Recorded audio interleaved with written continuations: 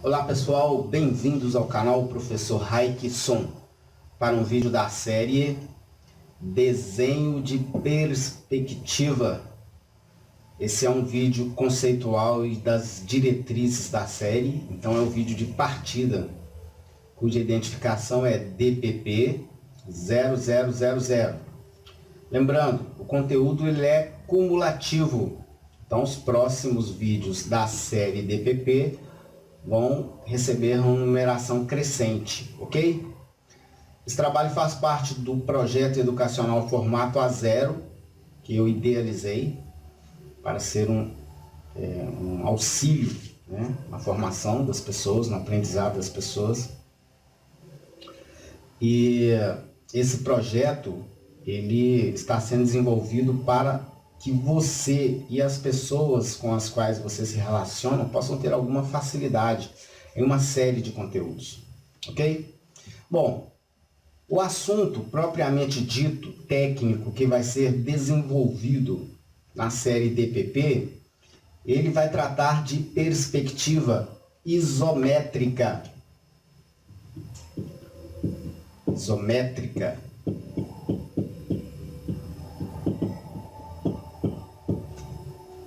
Só que antes de falar desse assunto, eu vou conceituar perspectiva. E a partir daí nós trataremos apenas de isométrica. Eu vou fazer uso de duas figuras. Eu vou traçar primeiro essa figura aqui embaixo. E aí eu recomendo o seguinte. Esse traçado que eu estou realizando, ele não deve ser tomado como referência, como exemplo, no que tange à utilização do instrumento, porque não se deve utilizar o escalímetro como régua, porque isso danifica as bordas do escalímetro e até um determinado momento ele vai sobreviver, mas depois vão aparecer irregularidades na face e aí o seu utilizador terá dificuldades com algumas dimensões para marcação e definição de algumas dimensões. Pois bem, agora eu vou traçar a parte vertical da figura. Ah, mas por que então que se não se deve utilizar? Por que está sendo utilizado? Bem, eu preciso de facilidade no manuseio da régua, né? Do instrumento que eu vou utilizar para traçar. E as réguas planas, elas têm pouca espessura, até mesmo os esquadros, fica ruim de retirá-lo da folha para mudar de posição. Então, só por isso. Essa é a justificativa. Bom, traçada essa figura, eu vou arbitrar alguns valores. Por exemplo, para essa aresta, o valor de 120, a grandeza escalar de 120. Para essa aresta, 80. Para essa aresta vertical, 30. Ok? Bom, em se tratando de uma figura, de uma caixa, da representação de uma caixa, é comum então entendermos que essa aresta também tem os mesmos 80. Que essa aresta aqui no fundo recebe o mesmo valor. Que as arestas verticais têm igualmente a grandeza de referência que é 30. Bom, mas aí está acontecendo uma coisa interessante. É que visualmente dá para perceber que essa aresta que tem 30 é maior do que essa. Maior do que essa, respectivamente. Isso acontece porque o nosso aparelho óptico ele nos impõe uma percepção da realidade para nos permitir observar, né, constatar a profundidade dos objetos. Como é que isso ocorre? Ao observar linhas paralelas no espaço real, aquele onde nós observamos e interagimos com o mundo real, as linhas paralelas, elas convergem para um mesmo ponto. Então, se tomarmos as arestas paralelas de qualquer objeto e conseguirmos traçar uma extensão, nós notaremos que elas vão convergir para um único ponto. Isto vale para todas as arestas paralelas. Então, essa face e a face posterior, obviamente, tem linhas paralelas. Convergência para um ponto, cujo nome é ponto de fuga. Bom, essa não é a única face do objeto. Ele tem uma forma retangular. Então, ele tem planos que são ortogonais. Seus planos são ortogonais, eles formam ângulos de 90 graus entre si. Mas, respeitando a regra, as linhas paralelas de um mesmo objeto convergem para o ponto de fuga.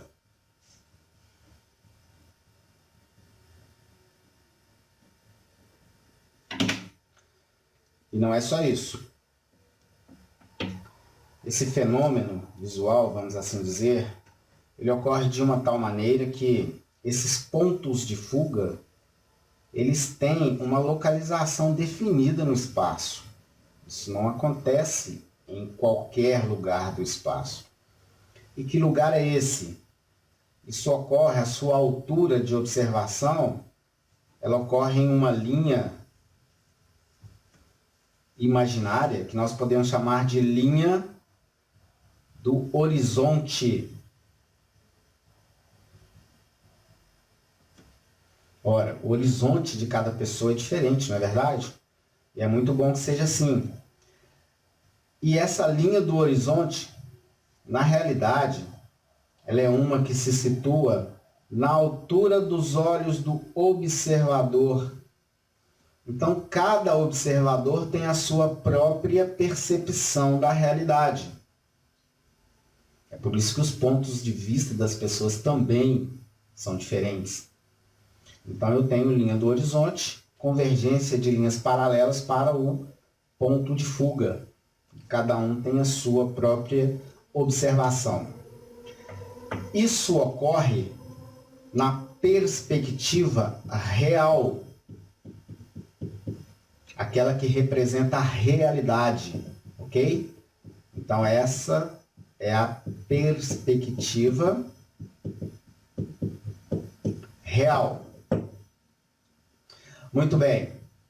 Conceituada a perspectiva real, vamos agora para a representação, o que seria a representação do mesmo objeto na perspectiva isométrica. Então, agora eu vou passar ao traçado da perspectiva isométrica.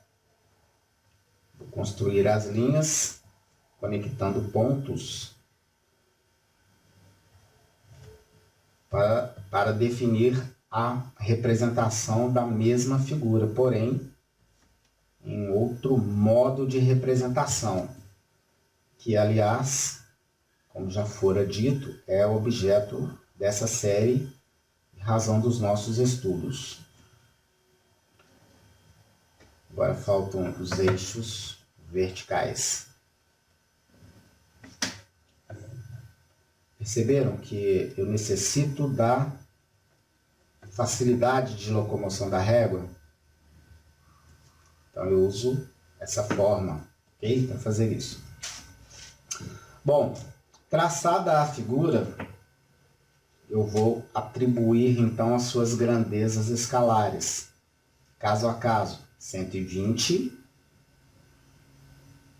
30 de altura e 80.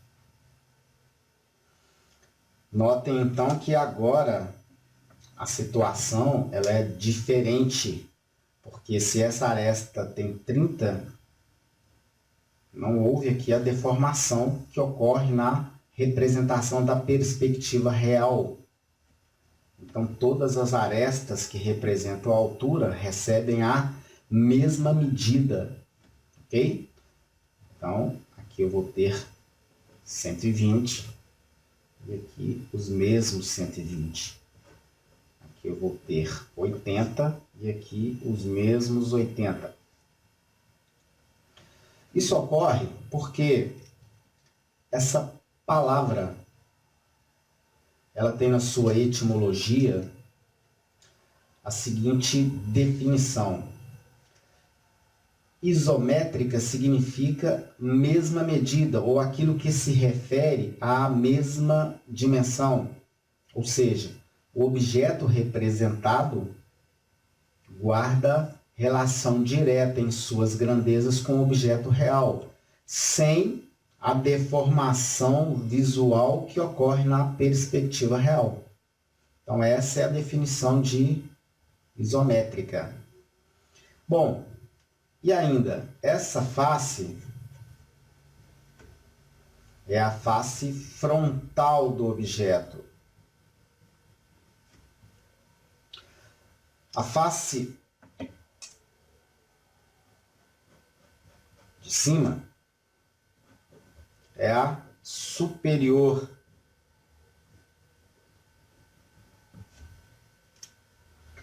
E ainda, para finalizar,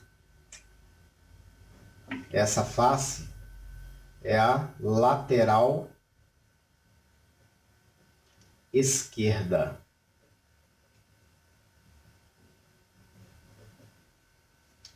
Bom, estão definidos, né, os dois modos de representação. Estão definidas as perspectivas isométrica e real. Ainda, apesar de que isso é objeto de abordagem nos vídeos posteriores, eu tenho que a referência para a traçagem da perspectiva isométrica dá-se sobre eixos principais, cuja inclinação em relação à linha do horizonte é 30 graus, e um eixo vertical ortogonal à linha do horizonte, ou seja, forma um ângulo reto com a linha do horizonte. Ok? Basicamente está conceituado. Eu tenho uma pergunta para fazer para vocês. Você acha que esse conteúdo, em sua forma de apresentação, pode ser útil a alguém?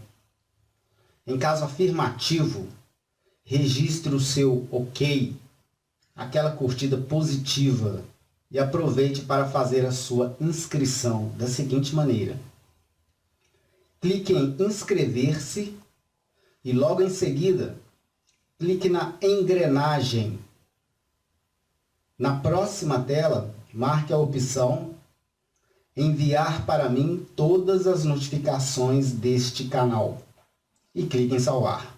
Assim você não perderá nenhuma novidade e ainda poderá solicitar vídeos de seu interesse.